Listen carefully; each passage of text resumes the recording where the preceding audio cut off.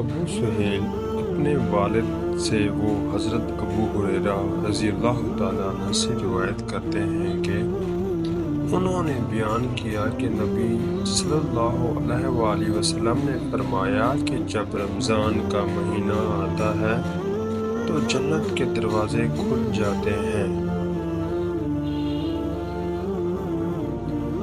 حضرت ابو ہریرہ رضی اللہ تعالیٰ عنہ کہتے ہیں کہ رسول اللہ صلی اللہ علیہ وآلہ وسلم نے فرمایا کہ جب رمضان کا مہینہ آتا ہے تو آسمان کے دروازے کھول دیے جاتے ہیں اور شیطان زنجیروں میں جکڑ دیے جاتے ہیں۔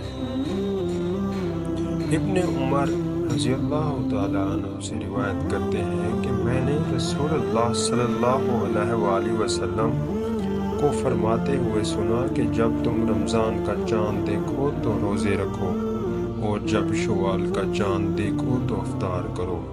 اگر تم پر بدلی چھائی ہو تو اس کا اندازہ کرو 30 دن پورے کرو۔ اور یحییٰ کے علاوہ دوسرے لوگوں نے لیث سے اس طرح روایت کی کہ مجھ سے عقیل اور یونس نے ہلال رمضان کے متعلق بیان کیا۔ پیارے دوستو، اگر آپ کو ہماری یہ ویڈیو اچھی لگی ہو تو ہمارے چینل کو سبسکرائب کریں۔